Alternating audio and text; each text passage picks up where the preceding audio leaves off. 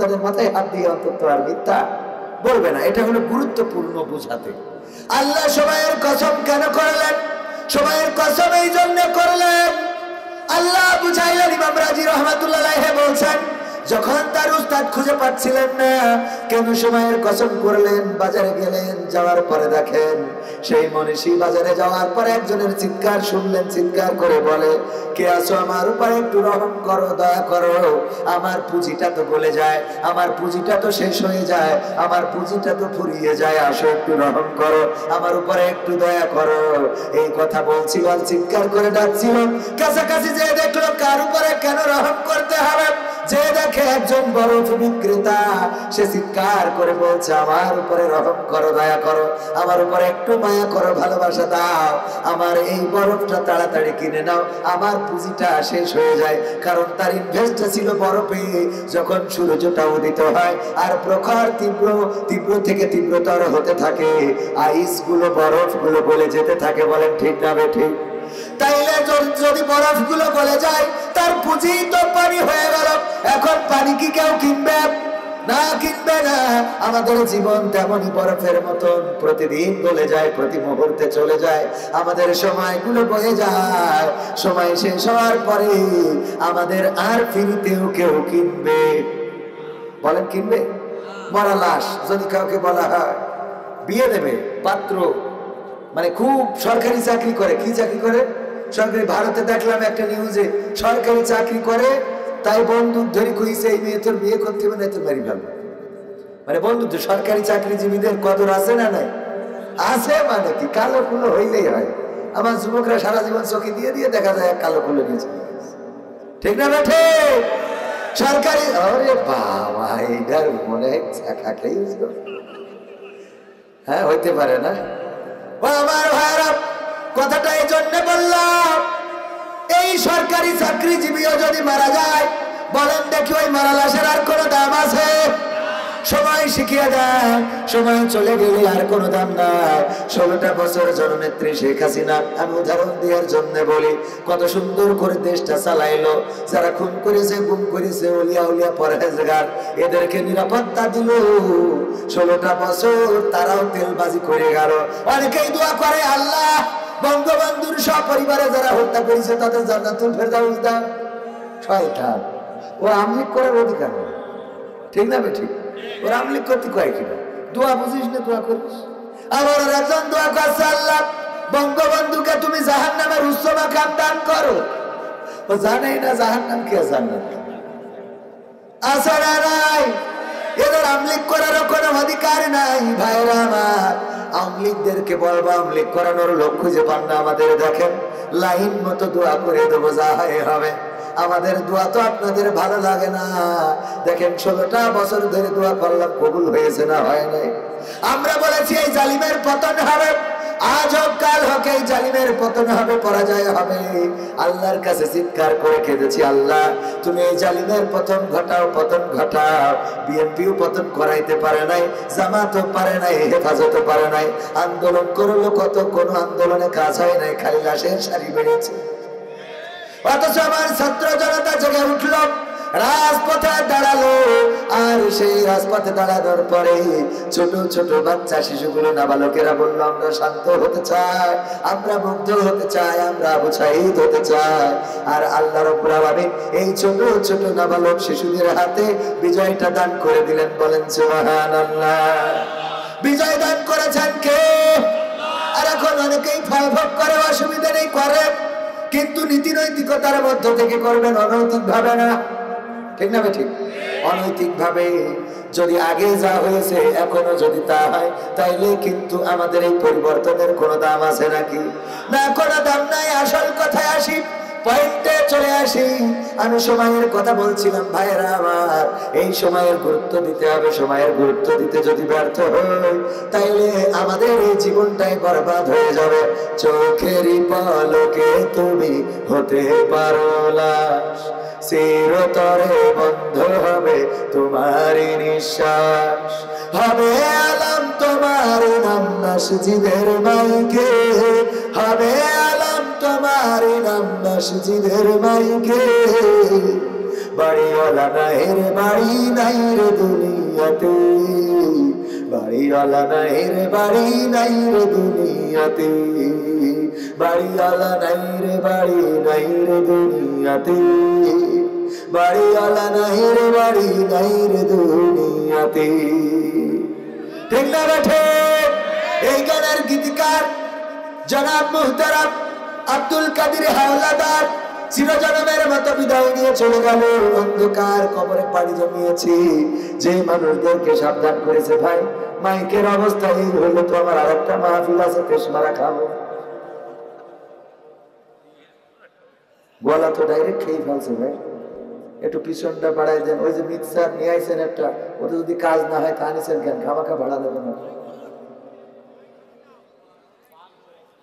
মাহফিল দেয় লাখ লাখ টাকা খরচ করে, কিন্তু মাইকটা একটু যত্ন করে নেবে।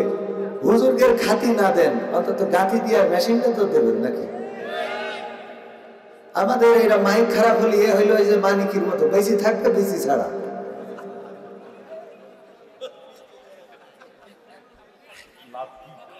ক্ষমতায় কেউ স্থায়ী হয় না, হোক না সে হাসিনা কি বারে না, সে আরটা চিরকাল থাকে না। ক্ষমতায় কেউ স্থায়ী হয় না, মুজিবুর বেশি দিন থাকেনি, জিয়াউর কেউ তো রাখেনি।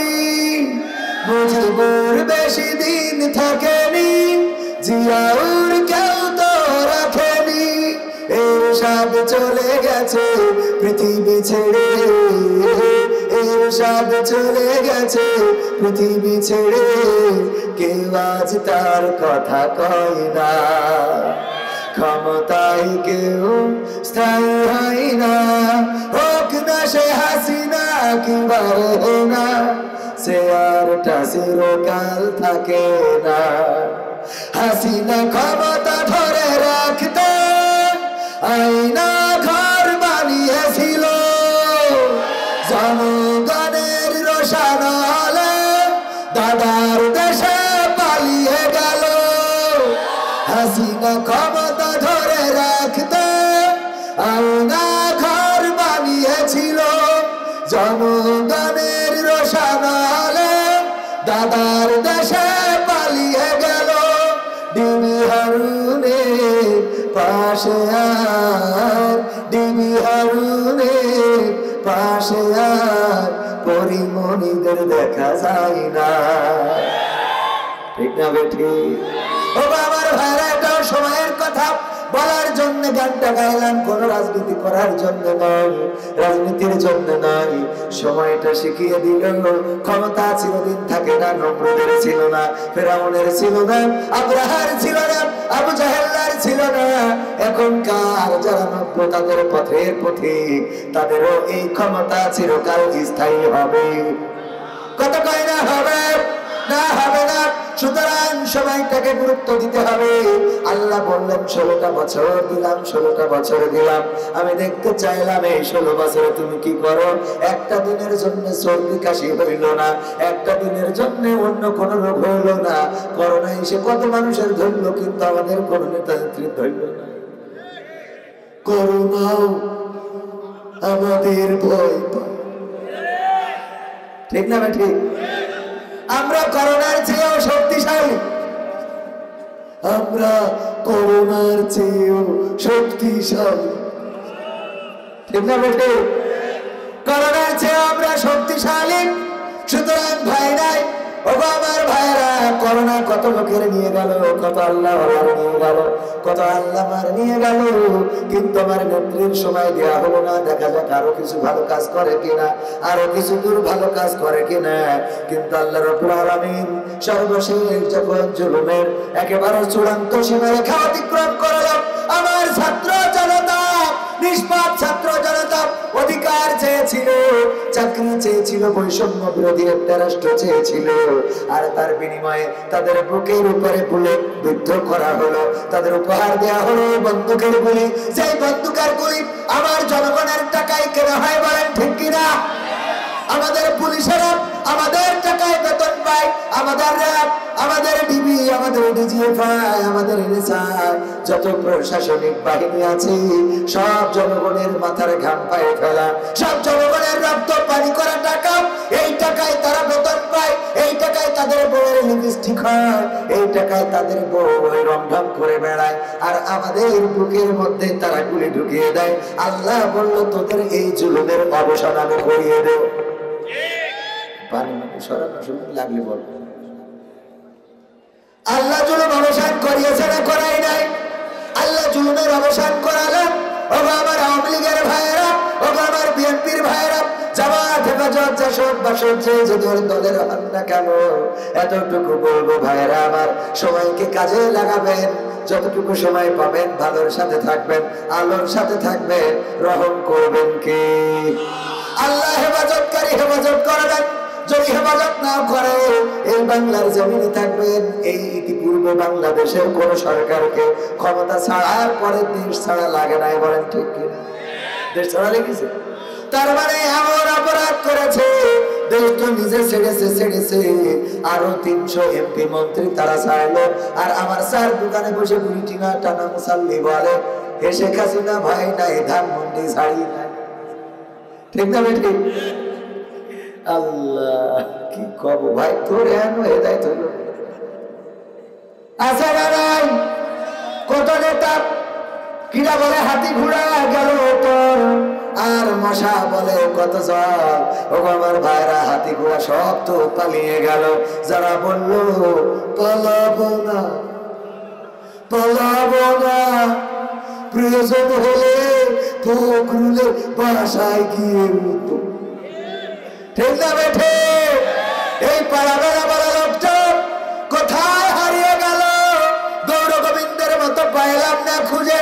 ও আমার ভাইরা, আজকে তারা সব চলে গেল। কত ক্ষমতা থাক, কত ওলিয়া উলিয়া পরহেজগার 80-90 রাকাত তাহাজ্জুদ পড়তো আমার হযরত শামীম ওসমান হাফিজাহুল্লাহ। ঠিক না বেঠে? 80-90 রাকাত তারাবি নামাজ আদায় না, তারাবিরা তাহাজ্জুদের নামাজ আদায় না করে ঘুমাই নাই। আমার দরবেশ বাবার কত ফজিলত, কত কেরামতি। শেয়ার বাজার কেমন করে লুণ্ঠন করা যায় উনি মুজিজা দেখায় লুণ্ঠন করে নিয়েছিল না নাই? এই দরবেশ বাবা সালমান ইব্রাহিম পালাবে তো পালাবে, সেই নহর কিস্তি নিয়ে আসলো, যে মরিবাসী নহর কিস্তি উঠবো, দাড়িটাও কেটে ফেললো, তারপরও শেষ রক্ষা হইলো। হযরত মাওলানা ওবায়দুল কাদের সব তো আল্লাহর ওলি, এই আল্লাহর ওলি গেল।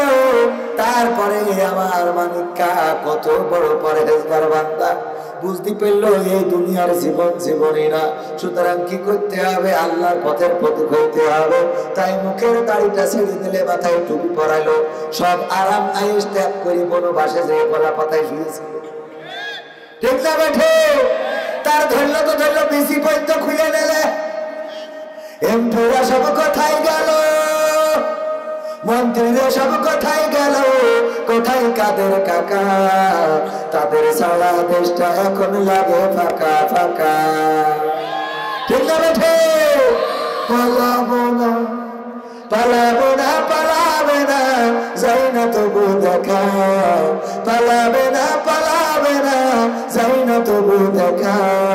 তাদের সারা দেশটা এখন লাগে ফাঁকা ফাঁকা, ওদের সারা দেশটা এখন লাগে ফাঁকা ফাঁকা। আইন মন্ত্রী আটকে গেল আইনেরই ফাঁকে, দাড়ি সারা দরবেশের ভণ্ড ভণ্ড লাগে। আইন মন্ত্রী আটকে গেল আইনেরই ফাঁকে, দাড়ি ছাড়া দরবেশের ভণ্ড ভণ্ড লাগে। শুনছি কত নেতা নেত্রী খাইতেছে ভাই ডান্ডা, বিচারপতি কালামানিকের ফাটিয়েছে আন্ডা। পলকের ঝলক গেল, পলকের ঝলক গেল থামিয়ে নেটের চাকা। তাদের সারা দেশটা এখন লাগে ফাঁকা ফাঁকা, ওদের সারা দেশটা এখন লাগে ফাঁকা ফাঁকা। কই গেল সেই সংসদেতে মমতাজের গান? কোথায় গেল হযরত বলা শামীম ওসমান? ইমামে নন্দীপু মনি আছে কারাগারে, বাপ করিলে পাপ কখনো সারে কি আর তারে। কোথায় গেল স্পিকারে? কোথায় গেল স্পিকার? স্পিকারের দৃষ্টি আঁকা বাঁকা, তাদের সারা দেশটা এখন লাগে ফাঁকা ফাঁকা, ওদের সারা দেশটা এখন লাগে ফাঁকা ফাঁকা। কই গেল সেই সংসদেতে মমতাজের গান, কোথায় গেল হযরত বলা স্বামী ওসমান? খেলা হবে, ঠিক না ঠিক? কই গেল সেই সংসদেতে মমতাজের গান, কোথায় গেল হযরত বলা স্বামী ওসমান? ইমামে নন্দীপুর মনে আছে কারাগারে, পাপ করিলে পাপ কখনো ছাড়ে কি আর তারে? কোথায় গেল স্পিকারের, কোথায় গেল স্পিকারের দৃষ্টি আঁকা বাঁকা, তাদের সারা দেশটা এখন লাগে ফাঁকা ফাঁকা, ওদের সারা দেশটা এখন লাগে ফাঁকা ফাঁকা। কোথায় গেল আরাফাত আর ব্যারিস্টার সুমন, কথা বলার সময় তারা করে নিয়োজন। মুরগি কবির খাইছে ধরা, জাফর কোথায় আছে, গোপনে কি সে গেল মনি দাদুর কাছে? গেছে না যায় না? কোথায় গেল সালামের, কোথায় গেল সালামের কারি কারি টাকা, তাদের সারা দেশটা এখন লাগে ফাঁকা। ও আমার ভাইরা, এ গান কোন রাজনীতির গান না, আমার আওয়ামী লীগের ভাইদের বিরুদ্ধে গান না, করুণার নেতা নেত্রীর বিরুদ্ধে গান না। শুধু বোঝানোর জন্য সময়টারে গুরুত্ব দিতে না পারলে এই দুনিয়া ফাঁকা ফাঁকা হয়ে যাবে। আপনার শূন্যতা হয়তো কিছুদিন অনুভব করা লাগতে পারে, কিন্তু চেয়ার শূন্য থাকবে। চেয়ার কি শূন্য থাকবে? যে চেয়ার থেকে ঘোষণা দিয়েছিলাম ডক্টর ইউনূস আর খালেদা জিয়ার টুস করে পদ্মার পানিতে ফেলে দেবে ওই সেতুর উপর থেকে, সেই চেয়ারে এখন ডক্টর ইউনূস বসেছে, আর পাশের চেয়ারে ওবায়দুল কাদের কাকার থাকার কথা, সেইখানে বসে আছে খালেদা জিয়া। ঠিক না বেঠে? যে মানুষটা প্রায় মরে যাবে, মরে যাওয়ার মতো অবস্থা, হারে কখন মারা যায়, বিদেশে তো চিকিৎসা নিতে যেতে দিল না। এই মানুষটা না জানি কবে মারা যায়, কখন মারা যায়, কত দোয়া কত কিছু, বিদেশেও চিকিৎসা নিতে দিল না। এখন সেই মানুষটা আস্তে আস্তে করে জন্মাচ্ছে, কথা কয় না। এর নাম হলো সময়। এর নাম কি? যাদের সময় ছিল তাদের তো দেখা নাই, কি অবস্থায় আছে আল্লাহ সেই ভালো জানে। ওগো আমার ভাইরা, এই কথাগুলো এই জন্য বললাম, আপনার আমার জীবনের মধ্যে আল্লাহ একটা সময় দিয়েছেন। আল্লাহ বলছেন, আল্লাযী খালাকাল মাউতা ওয়াল হায়াতা লিয়াবলুয়াকুম আইয়ুকুম আহসানু আমালা। ওগো আমার বান্দারা শোনো, আমি সৃষ্টি করলাম মৃত্যু, সৃষ্টি করলাম জীবন, আর তার মাঝখানে একটা সময় দিলাম। এই সময়টাতে আমি পরীক্ষা করব, আমি দেখতে চাই এই পরীক্ষায় কারা এগিয়ে থাকে। বলেন আমরা পরীক্ষার জন্য প্রস্তুত আছি কিনা? আছি? পরীক্ষা করবো কিনা? কার কত রেজাল্ট ভালো হবে একটু পরীক্ষা নেব, নেব, নেব। রাজি? পরীক্ষার জন্য রাজি? দেলোয়ার ভাই রাজি? দেলোয়ার ভাই রাজি। আমার দেলোয়ার ভাই কাতারে থাকে, ওখানকার ইয়া হাবিবি, ইয়া হাবিবি আর কি, ইয়া হাবিবি, তাই তো? হাবিবি, হ্যাঁ সব হাবিবি। এইটারে কি বলবো? সুম্মা হাবিবি, কুল্লু হাবিবি, কুল্লু হাবিবি, হ্যাঁ কুল্লু হাবিবি। সুম্মা আবার মালয়েশিয়ার ভাষা, ঢুকে গেছিল। গৌরীগ্রাম ফাতিহিয়া ফাজিল মাদ্রাসার উন্নতিকল্প আয়োজিত তাফসীরুল কোরআন মাহফিল, এবং এই যে মাদ্রাসায়, সেই মাদ্রাসায় বিখ্যাত আলেমে দ্বীন আমাদের প্রিয় রাহবার শহীদ জননেতা, জনপ্রিয় জননেতা, পাবনার জনপ্রিয়, শুধু পাবনার নয় গোটা বাংলাদেশের জননন্দিত মুহতারাম মাওলানা মতিউর রহমান নিজামী রাহিমাহুল্লাহ, উনিও এই মাঠে এসেছেন, এই মাদ্রাসার উন্নয়নে ভূমিকা রেখেছেন। বলেন আলহামদুলিল্লাহ। ওই মানুষটার স্মৃতি এখনো এই মাদ্রাসায় আছে। ওই মানুষটার পায়ের ধুলিকণা এখনো হয়তো ওই মাটিতে লেগে আছে। আল্লাহ সেই মানুষটাকে জান্নাতের উচ্চ মাকাম দান করুন, বলেন আমিন। তো সেই মাদ্রাসা উন্নয়ন কল্পে আয়োজিত মাহফিলের শ্রদ্ধাভাজন সভাপতি জনাব মোহাম্মদ জাহাঙ্গীর আলম সাহেব, এছাড়া প্রধান অতিথি হিসেবে থাকার কথা জনাব মোহাম্মদ জাহিদুল ইসলাম সাহেব, যিনি উপজেলা নির্বাহী অফিসার ইউনো সাথিয়া পাবনা। বিশেষ অতিথি হিসেবে আরো থাকার কথা মোখলেসুর রহমান সাহেবের, আব্দুল ওয়াহাব মাস্টার সাহেবের।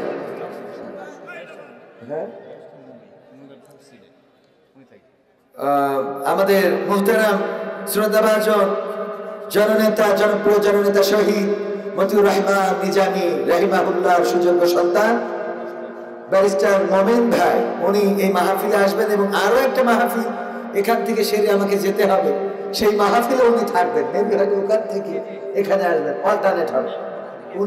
উনি ওখান থেকে এখানে, আমি এখান থেকে ওখানে। আলহামদুলিল্লাহ, আল্লাহ আমাদের এভাবেই দিনের খেদমত করার তৌফিক দান করুন, বলেন আমিন। তো আমাদের মোমেন ভাই, যিনি এতদিন রাজপথে আসার সুযোগ পান নাই, এই সুযোগ করে দিয়েছেন কে? আল্লাহ রাব্বুল আলামিন সুযোগ করে দিয়েছেন। আল্লাহর কাছে নত শিরে আমরা সবাই শুকরিয়া আদায় করছি, বলছি আলহামদুলিল্লাহ। আজকে উপস্থিত থাকবেন হযরত মাওলানা শাইখ মুহাম্মদ জামাল উদ্দিন সাহেব, যিনি আমার শ্রদ্ধাভাজন উস্তাদ, দামাত বারকাতুহুম। আল্লাহ রাব্বুল আলামিন ওনার কণ্ঠকে বিশ্বব্যাপী কবুল করে নিন, বলেন আমিন। সম্মানিত ভাইয়েরা, পদরন্তরালে মা বোনেরা আছেন, আজকে দাওয়াতে ভূমিকা রেখেছেন আমার মোজাম্মেল ভাই, যিনি ঢাকাতেই সেটেল, আল্লাহ রাব্বুল আলামিন তাকেও কবুল করে নিন।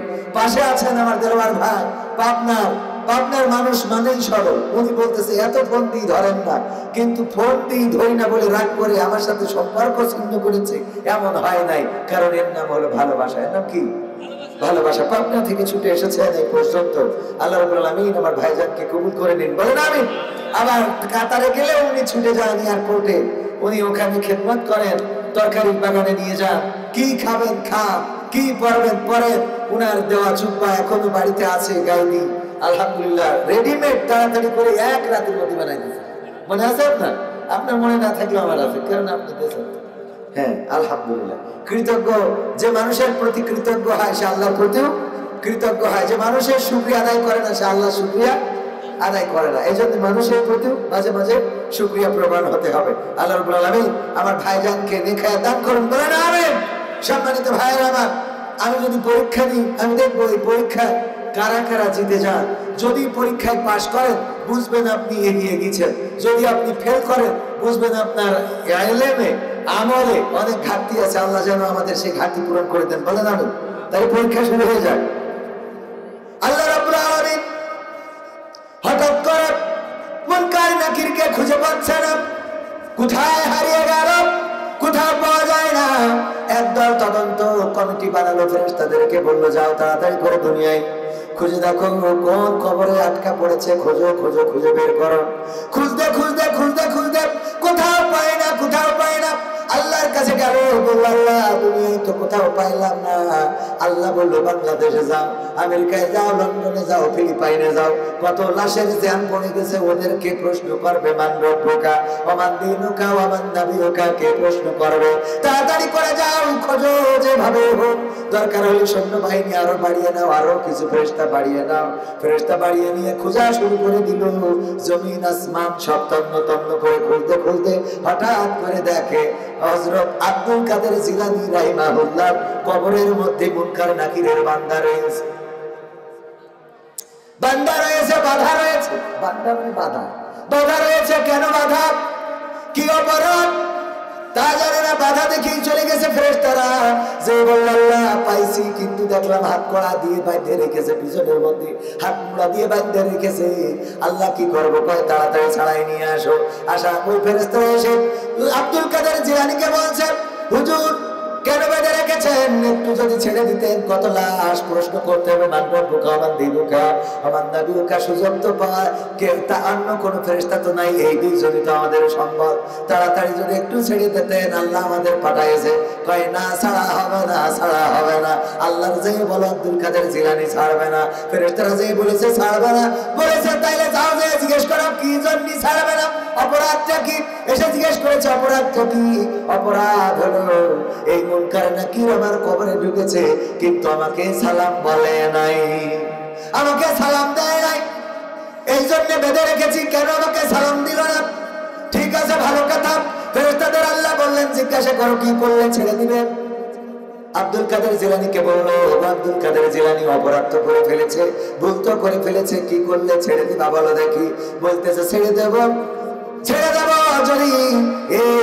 যদি এই ইরাকের মধ্যে, এই বাগদাদের মধ্যে যত কবর আছে সব কবরগুলোকে যদি ক্ষমা করে দেয়, আল্লাহ রাব্বুল আলামিন ক্ষমা করে যদি জান্নাতের বাগান বানিয়ে দেয়, তাইলে আমি এই মুনকার নাকিরকে ছেড়ে দেব। আল্লাহর কাছে বলল, আল্লাহ এই বাগদাদে যত কবর আছে আব্দুল কাদের জিলানী বলেছে কবরগুলোকে যদি ক্ষমা করে দেয় তাইলে ছেড়ে দেবে। আল্লাহ রাব্বুল আলামিন বলল, আব্দুল কাদের জিলানী তো আমারে সহজ করে দিয়েছে।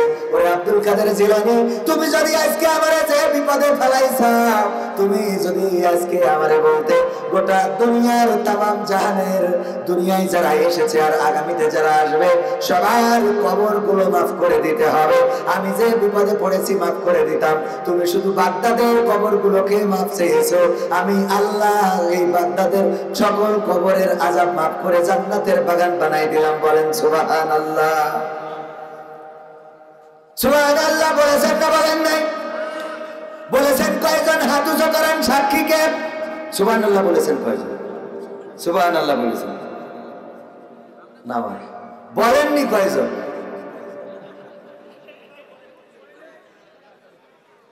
যে কয়জন বলেননি এই কয়জন পাশ, আর যারা বলেছেন সব। এত বড় বানোয়াট একটা ঘটনা আপনাদের সামনে শোনালাম আর হুজুরের সুর শুনি সুবহানাল্লাহ।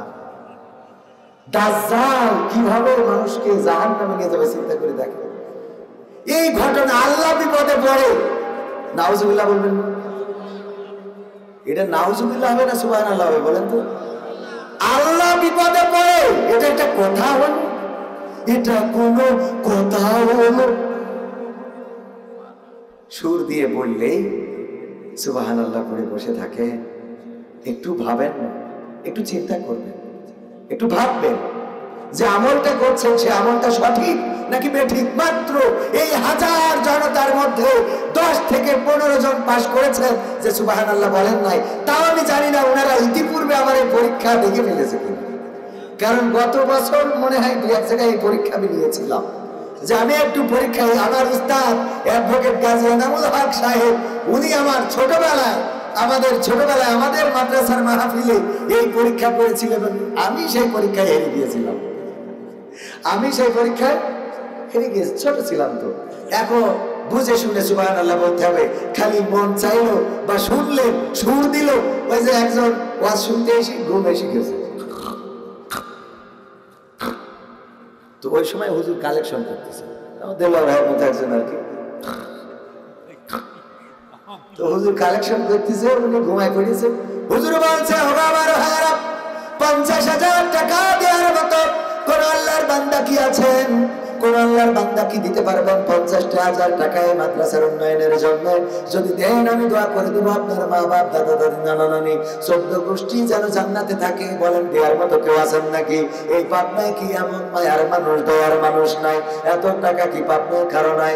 এইভাবে সুর দিয়ে যত ওয়াজ করে কেউ রাজি হয় না। হুজুরের মেজাজটা খারাপ হয়ে গেছে যে এত সুর দিয়ে মায়া করে মহব্বত করে বললাম, তাও তো কেউ রাজি হলো না। এবার চিৎকার করে শুরু করে দিয়েছে, এই 50,000 টাকা এই মাদ্রাসায় দেওয়ার মতো একজন আল্লাহর বান্দাও কি নাই? হাত উঁচু করেন।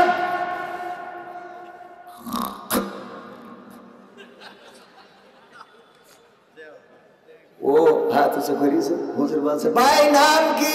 ওবায়দুল কাদের। আল্লাহ ওবায়দুল কাদের 50,000 টাকা দিল তোমার এই গৌরীগ্রাম ফাতেহিয়া ফাজিল মাদ্রাসার জন্য। আল্লাহ কবুল করো। ওর মা বাপ 14 গোষ্ঠী যারা আল্লাহ কবরে আছে সবগুলো তুমি জান্নাতুল ফেরদৌসে রেখে দাও। ও হাত তুলে বলছে, আল্লাহ কালকে যে বিড়ি না টানলি পায়খানাও হবে না। আমার তো 1 প্যাকেট বিড়ি কেনারও টাকা নেই। 1 প্যাকেট বিড়ি যে কিনবো ও টাকাও তো পকেটে নেই। হুজুর তো 50,000 টাকা দোয়া করে বসে রয়েছে। বাবা এ তো বেকায়দা অবস্থা। ওরে তোগের গান আসে হবে খানিক পরে দাঁড়া। ভাইরা আমার যখন হাত উঁচু করেছে, হাত উঁচু করার পরে নাম শুনে দোয়া করে দিল হুজুর। ও চিন্তা করলো আমি 50,000 টাকা তো দূরের কথা, 50টা টাকাও তো পকেটে নাই, কি করব? যাই হোক লজ্জায় কিছু বলে নাই। নাম লিখাই দিয়ে পরের দিন যে হুজুর দেখে বলছে, হুজুর বড় বিপদে পড়ে গেছি। কি বিপদ? হুজুর কালেকশন করছিল আর আমি এর মধ্যে ঘুমাচ্ছিলাম। হুজুর বলেছে 50,000 টাকা দেওয়ার মতো কে আছে হাত উঁচু করো। আমি আগের লাইন না শুনে পরের লাইন খালি হাত উঁচু করো শুনে হাত উঁচু করেছি। আগের লাইন শুনতে পাই নাই, হাত উঁচু করার পরে 50,000 টাকার দোয়া আমার করে দিয়েছে। ও হুজুর 50,000 টাকা তো দূরের কথা, আমার পকেটে তো 50টা টাকাও নাই, আমি এখন কি করব? হুজুর বলছে না দিতে পারলি তো না দিলে যেহেতু ভুল করে হাত উঁচু করে ফেলে যাও, ঘুমির ঘরে ছিল অসুবিধা নেই। কয় অসুবিধা নেই কথা তো ঠিক আছে হুজুর, কিন্তু ওই হুজুর দোয়া করেছে আল্লাহ ওর মা বাপ 14 গোষ্ঠী যারা কবরে আছে জান্নাতে দিয়ে দাও। এখন টাকা না দিতে পারলে কি ওদের ফেরত এনে জাহান্নামে রেখে দেবে? যদি টাকা না দিতে পারে তো ওদেরকে আবার ফেরত নিয়ে আসবে নাকি? নিয়ে এসে জাহান্নামে ঢুকাবে কিনা? ও আমার ভাইরা, হুজুর বললাম তাহলে মাথায় রাখতে হবে যে আগামীতে যখন যা শুনবেন তখন কি দিয়ে শুনবেন? মন দিয়ে। কি দিয়ে? এ ব্যাপারে আল্লাহ পবিত্র কালামে হাকিমে বলেছেন ওয়াইযা কুরিয়াল কুরআনু ফাসতামিউ লাহু ওয়া আনসিতু লাআল্লাকুম তুরহামুন। আবার আল্লাহ বলছেন যখন তোমাদের সামনে কোরআন পড়া হবে, কোরআন থেকে বলা হবে, তখন তোমরা তোমাদের হৃদয়ের কান দিয়ে শুনবে, যাতে করে তো তোমরা চুপ থাকবে, এবং হৃদয়ের কান দিয়ে শুনবে যাতে করে তোমাদের উপরে আল্লাহর রহমত বর্ষণ হতে পারে। বলেন সুবহানাল্লাহ। আল্লাহর রহমতের দরকার আছে না নাই? আল্লাহর রহমতের, আল্লাহ রহম যেখানে করেন বরকত সেখানে ঢেলে দেন, আর আল্লাহ যেখান থেকে রহমত তুলে নেন সেখানে আর কোন বরকত থাকে? কথা কয় না থাকে? এই জন্য আমরা একে অপরের দোয়া করি কি বলে? আসসালামু আলাইকুম ওয়া রাহমাতুল্লাহ। আপনার উপরে শান্তি, আল্লাহর শান্তি এবং রহমত বর্ষিত হোক। আর উনি জবাবে বলে দেন ওয়া আলাইকুমুস সালাম ওয়া রাহমাতুল্লাহি ওয়া বারাকাতুহু।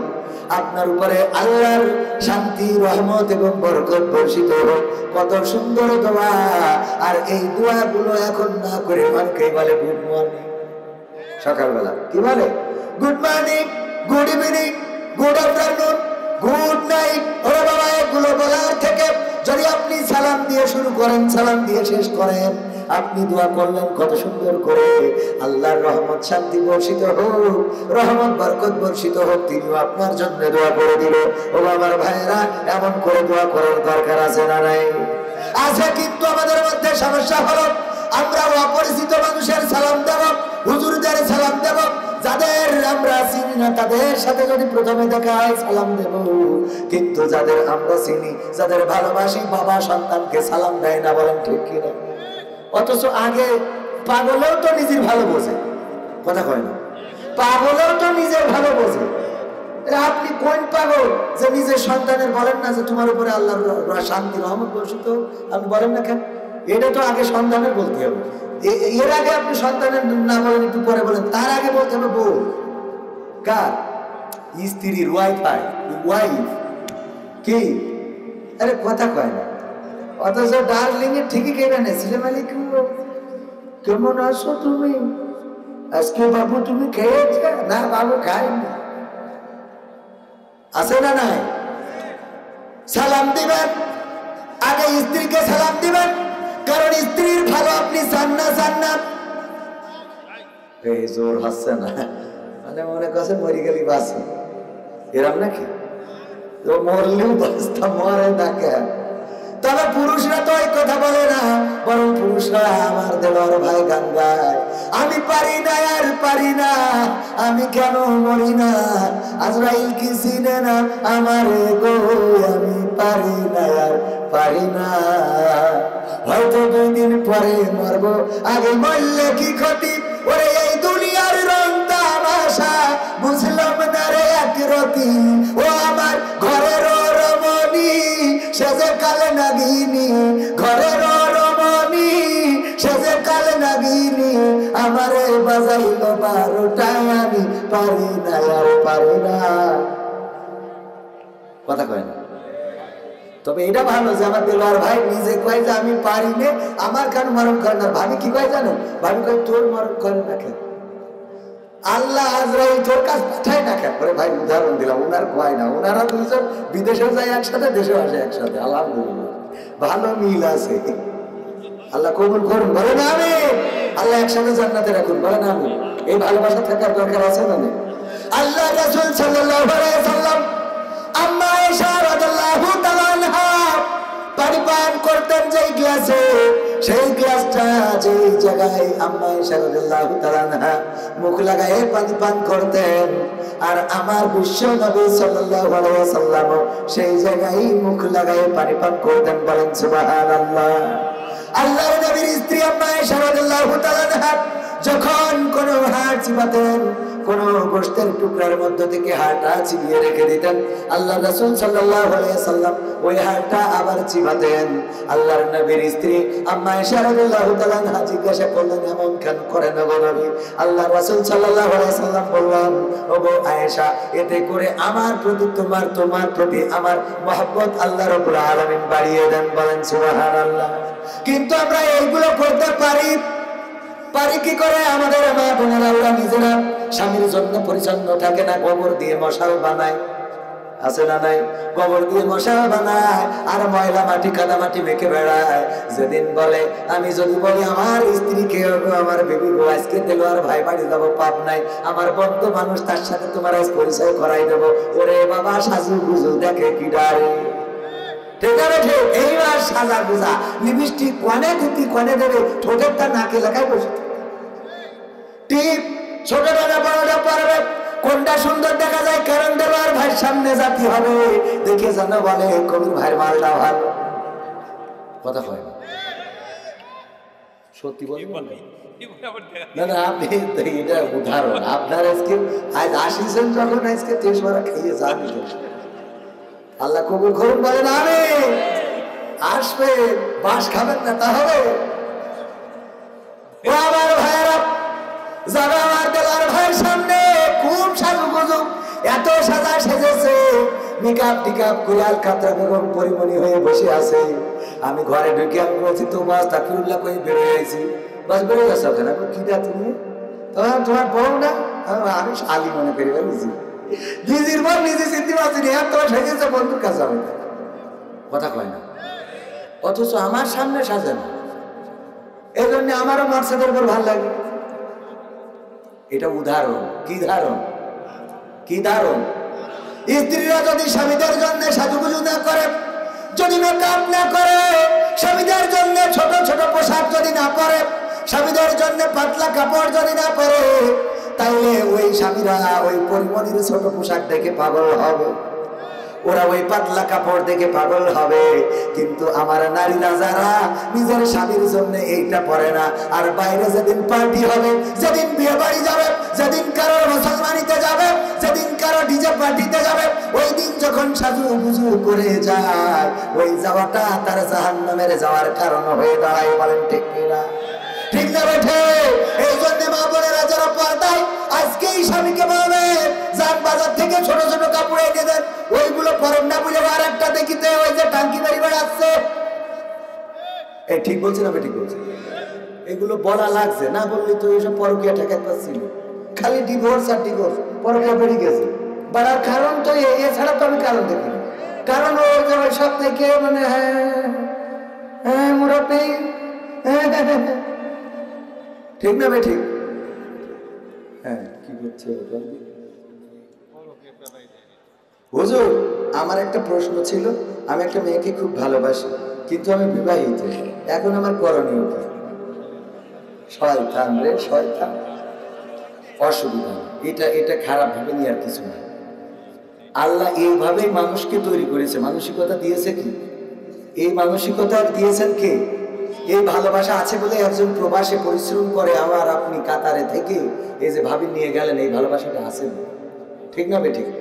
ঠিক না ঠিক? ভালোবাসা আছে বলে রাতের পর রাত মাহফিল করে বেড়াচ্ছি, যেদিন একটু ফাঁক পাচ্ছি টান দিয়ে বাড়ি চলে যাচ্ছে। কথা কয় না, তাড়াতাড়ি বাড়ি বেঠে 4-5 দিন 7 দিন হয়ে গেল বাড়ি না। এটা সত্যি যেটা, সেটা তো সত্যি কথা, কত অসত্য। এ ভাই সত্যটাই বলো, এই ভালোবাসা আছে বলে উনি যে প্রশ্ন করেছে, খারাপ ভাবে নেওয়ার দরকার নেই। যদি সত্যি ভালো লেগে থাকে, তার সাথে প্রেম করা যাবে না। আপনার বিয়ে করার অপশন আছে কয়টা? 4টা। আল্লাহ রাব্বুল আলামিন বলেছেন বিয়ে করো 2, 3 অথবা 4, যদি ইনসাফ করতে পারো। যদি মনে করো যে না পারবো না, তবে একজনই সন্তুষ্ট থাকো। কয়জনে? একজনে। সুতরাং আপনি যাকে ভালোবাসেন যদি ভালোবেসেই ফেলেন, বিবাহিত, কোনো অসুবিধা নেই, আপনি বিয়ে করতে পারবেন। আল্লাহ আপনাকে আরো একটা বিয়ে করার তৌফিক দান করুন, বলেন আমিন। আমার মাসুদ রানা ভাই নাম লিখে দিয়েছে, আল্লাহ মাসুদ রানা ভাইকে 2 বোর মালিক করে দিন, বলেন আমিন। বিয়ে একাধিকে কোনো ক্ষতি নেই, বরং গুনাহ থেকে বাঁচাতে পারেন। বিয়ে একাধিক করলে কোনো ক্ষতি নেই। আপনি বিধবা, অসহায়, অনাথ, আপনি বিয়ে করেন। আপনি বিয়ে করলেন মানেই একটা পরিবারকে বাঁচালেন। আপনার যদি টাকা, আপনার কাতারে যত টাকা আছে বা এই টাকা আপনার বউ তো 3 পুরুষকেই শেষ করতে পারবেন। আপনি আরো 2টো বিয়ে করলে অসুবিধা কি? বিয়ে 2টা করেন, একটা কাতারে রাখেন, একটা বাংলাদেশে রাখেন, সবাই, কোনো অসুবিধা নেই। আল্লাহ কবুল করুন, বলেন আমিন।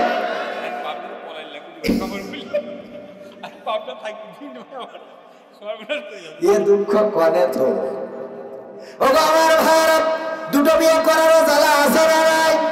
এক মুরব্বি, টাকা নাই, উমরা হজ দূরের কথা, উমরা হজ করার মতো টাকা নাই। হঠাৎ মসজিদে ইমাম সাহেব ওয়াজ করলো, যদি কারো টাকা না থাকে সে যদি জুম্মার দিন মসজিদে আগে আসে, আল্লাহ তার আমলনামায় একটা কবুল হজের সওয়াব লিখে দেয়। ওই মুরব্বি চিন্তা করলো, যেহেতু টাকা নাই তাইলে আমি জুম্মার দিন আগে করে মসজিদে যাব।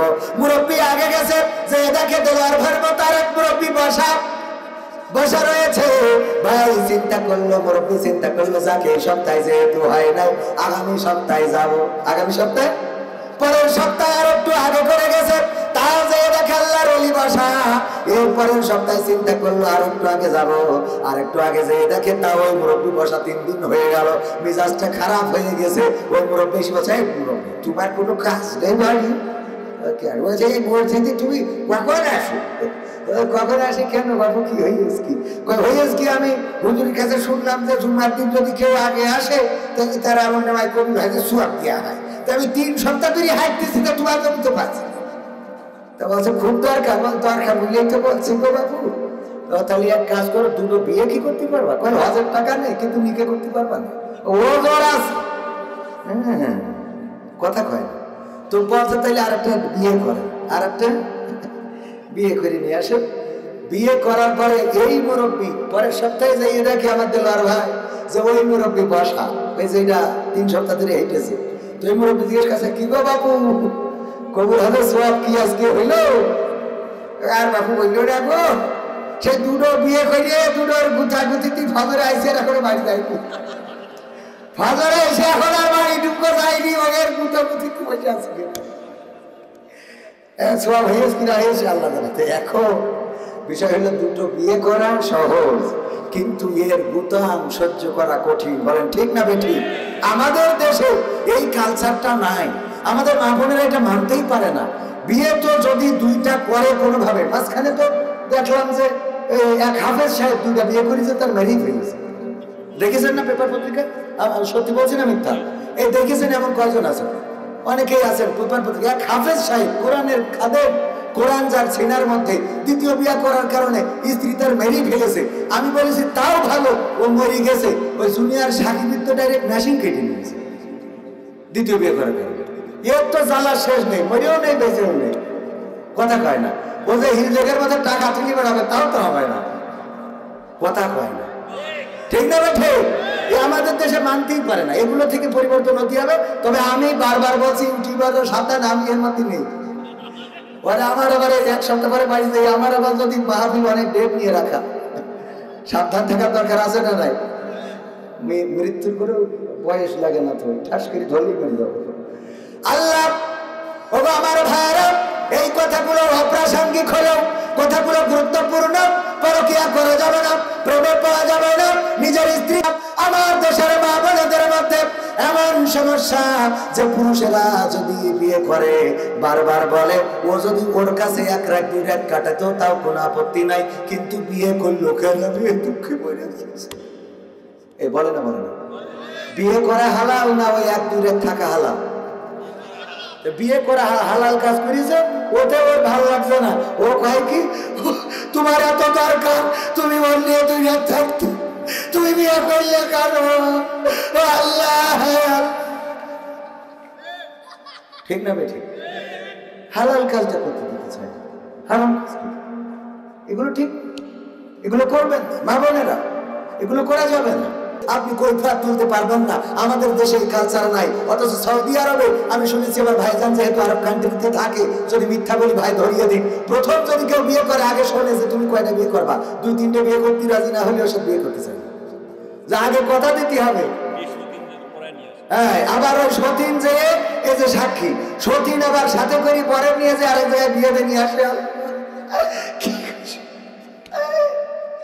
আল্লাহ, এরম দেশে কেন গেলাম না?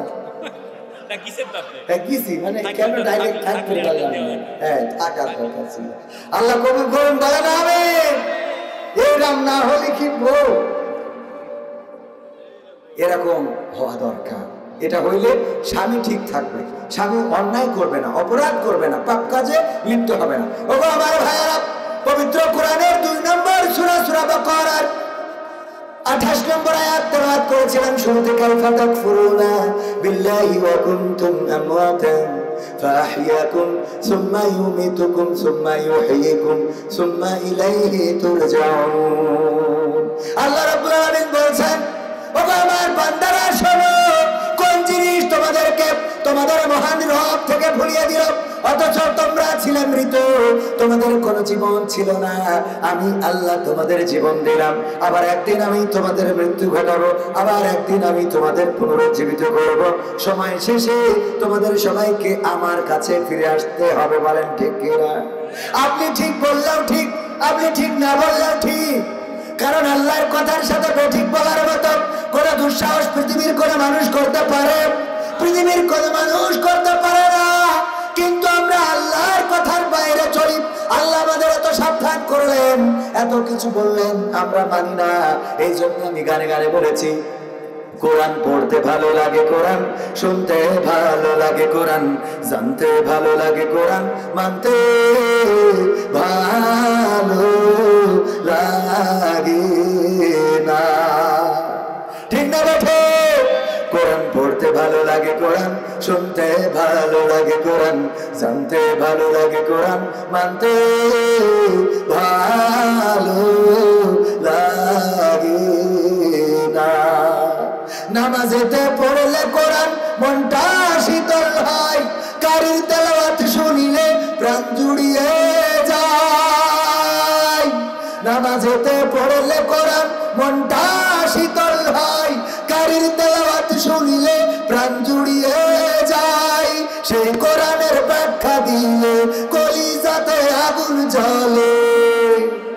ঠিক না বেঠে? সেই কোরআনের ব্যাখ্যা দিলে অন্তরেতে আগুন জ্বলে। বিরোধিতাও চলে কেন তা জানি না। কোরআন পড়তে ভালো লাগে, কোরআন শুনতে ভালো লাগে, কোরআন জানতে ভালো লাগে, কোরআন মানতে ভালো লাগে না। ঠিক না বেঠিক? কোরআন পড়ে দেখতাম ওরা শুরু করতো দিন, তারা আবার চাইতো না দেশে কোরআনের আইন। কোরআন পড়ে দেখতাম ওরা শুরু করতো দিন, তারা আবার চাইতো না দেশে কোরআনের আইন। এটা যে কেমন নীতি, তাই তো এ দুর্গতি করছে মোদের ক্ষতি কেন তা বুঝি না।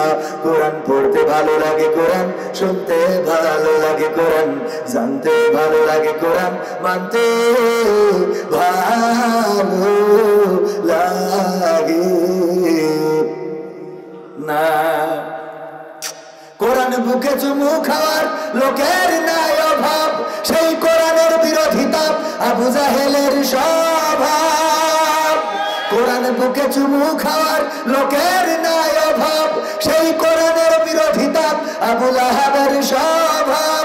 মাম্বা সুবিধা মতো তাই এই বুকে ক্ষত, দেখলে এমন কিছু সইতে পারি না।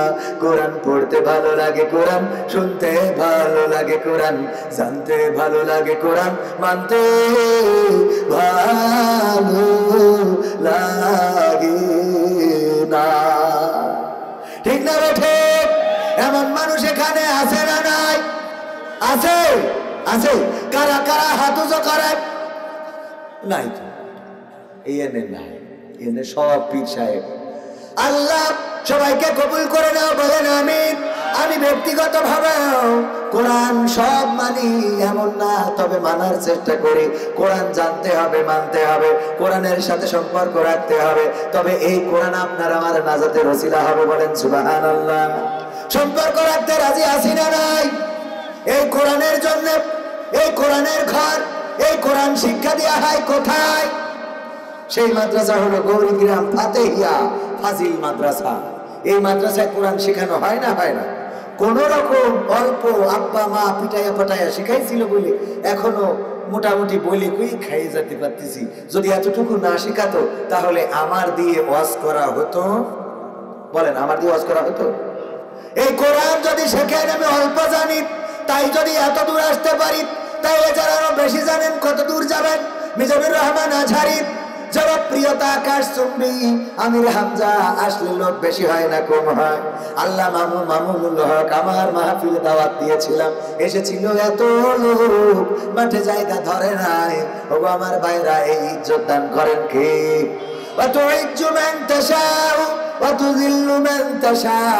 আল্লাহ যাকে চান তাকে ইজ্জত দান করেন, আর যাকে চান তাকে বেইজ্জতি করেন। এই জন্য কোরআনের কাছে যদি আসেন, আল্লাহর নবীকে ভালোবাসতেন বেলাল, এত ভালোবাসতেন আল্লাহর নবী ইন্তেকালের পরে বেলাল চলে গেল মসজিদে নববী ছেড়ে দিল, মদিনা ছেড়ে দিল। হঠাৎ স্বপ্নে দেখলো বেলাল রাদিয়াল্লাহু তাআলা আনহুকে আল্লাহর নবী বলছে, ওগো বেলাল, তুমি দেখি আমার কথা ভুলে গিয়েছো, আমার কথা কি তোমার মনে পড়ে না? বেলাল চিন্তা করলো, কতদিন হয়ে গেল আমি তো নবী মুহাম্মদ আমার প্রিয় নবীর রওজাটা জিয়ারত করি না, যাই নবীর রওজাটা জিয়ারত করে আসি। যখন মদিনায় আসলো, মদিনাবাসী বলল, ওগো বেলাল, নবী ইন্তেকালের পরে তোমার দেখা না, তুমি যদি পারো আজকে একটু মসজিদে নববীতে আজান দাও। বেলাল বলল, আমি পারবো না। বলল, তুমি যদি আজান দিতে, আল্লাহর নবী থাকতে যে আজানটা শোনা যেত, ওই আজানটা শুনতে পারতাম। বেলাল, তুমি একটু মসজিদে নববীতে আজান দাও। বেলাল বলল, আমি দেব না, দেব না, দেব না, আমাকে তোমরা অনুরোধ করো না। হাসান হুসাইন আসলো, এসে বলল, ওগো বেলাল, তুমি যদি মসজিদে নববীতে আজান দাও, তাইলে আজকে রাসূল আমার নানার স্মৃতিগুলো মনে পড়বে। আমার নানা থাকতে এভাবেই তো তুমি আজান দিতে। বেলাল, মসজিদে নববীতে আজান দাও তুমি। আল্লাহর নবীর সাহাবী বেলাল বললেন, ওগো হাসান হুসাইন, তোমাদেরকে আমি কষ্ট দেব না, কারণ আমি নবীর মুখে বলতে শুনেছি যে আমার বেলাল আমার হাসান হুসাইনকে কষ্ট দেয়, সেজন্য আমি নবীকে কষ্ট দেয়। আর যে আমার হাসান হুসাইনকে হাসি দেয়, আনন্দ দেয়, খুশি করে, সে যেন আমি নবীকে খুশি করে। আমি তোমাদের খুশির জন্য মসজিদে নববীতে আজান দেব। বেলাল আজান দেয়া শুরু করলেন। যখন বললেন না আশহাদু আন্না মুহাম্মাদার রাসূলুল্লাহ, অমনি বেহুশ হয়ে পড়ে গেলেন। সাহাবীরা সেবা শুশ্রূষা করলেন। হুঁশ ফিরে পাওয়ার পরে বেলাল বললেন, ওগো আল্লাহর নবীর সাহাবীরা, আমাকে আর আজান দিতে বলো না। ওগো আল্লাহর নবীর নাতি, আমারে আর আজান দিতে বলো না, মসজিদে নববীতে আমি আজান দিতে পারবো না। আল্লাহর নবীর সাহাবীরা বললেন, আজান দেওয়ার দরকার নাই, কিন্তু বলতে হবে। এমন কি ঘটে গেল আজানের মধ্যে, যে আজানের মধ্যে তুমি বেহুশ হয়ে পড়ে গেলে। বেলাল বলল, দেখো ওগো নবীর সাহাবীরা, শুনে নাও, আমি যখন মসজিদে নববীতে আজান দিতাম, আমি বলতাম আশহাদু আন্না মুহাম্মাদার রাসূলুল্লাহ, আর অমনি আমি মিহরাবের দিকে তাকিয়ে দেখতাম আল্লাহর রাসূলের নূরানী চেহারাটা বসে আছে। আল্লাহর রাসূল, কত সুন্দর চেহারা, নূরানী চেহারা। আজকে যখন আমি এই বাক্যটা বলেছি, আর ওই জায়গায় চোখটা চলে গিয়েছে, আমি ওই শূন্য মেহরাবটা দেখেছি। আমার রাসূল শূন্য মদিনায়, আমি বেলাল আজান দিতে পারবো না। আমার রাসূল শূন্য মসজিদে নববীতে, আমার বেলালের কণ্ঠ থেকে আজান বের হবে। ও আমার ভাইরা, এই ছিল বেলাল, আর তার জন্য এত সম্মান আল্লাহ দিলেন। আল্লাহর নবী মেরাজ থেকে এসে বললেন, ও বেলাল, কি এমন আমল তুমি করো? আমি যখন সিদরাতুল মুনতাহায় ছিলাম, ওখানে ফেরেশতা জিবরাইল বলল, আমার আর ভিসা নাই, পারমিট নাই, যাওয়া যাবে না, আমি চলে গেলাম। এবার আল্লাহ আপনার সাথে দেখা করবেন। আমি একা ছিলাম, হঠাৎ আমি তোমার পায়ের আওয়াজ শুনতে পেয়েছি। আল্লাহু আকবার। কার আওয়াজ শুনেছেন? বেলালের পায়ের আওয়াজ। রাসূলকে এত ভালোবাসতেন আর রাসূলও বেলালকে এত মহব্বত করতেন যে বেলালের পায়ের আওয়াজ শুনেছেন আর সে আজিমে যে আল্লাহ রাব্বুল আলামিনের কাছে থেকে আল্লাহ এতটাই কবুল করেছেন। সেই রাসূলের ভালোবাসার দরকার আছে না নাই? সেই রাসূলকে যদি ভালোবাসি, রাসূলের সুন্নাহ অনুসরণ করব, আমাদের মাথায় টুপি, মুখে দাড়ি, গায়ে জুব্বা, খাওয়ার শেষে মিষ্টি খাওয়া, এগুলো মানার দরকার আছে না নাই? এগুলো যেমন মানার দরকার, তেমন আল্লাহর নবী 27টি যুদ্ধ করেছেন নিজ হাতে তরবারি নিয়ে, তেমনি ভাবে আল্লাহর দ্বীন কায়েমের জন্য যুদ্ধ করার দরকার আছে না নাই? শুধু যুদ্ধ করেছেন তাই নয়, আল্লাহর নবী বলেছেন, ওগো আমার সাহাবীরা, যুদ্ধ হবে, দান করো, যে যা পারো দাও, তোমাদের কাছে হাত বাড়িয়ে দিলাম।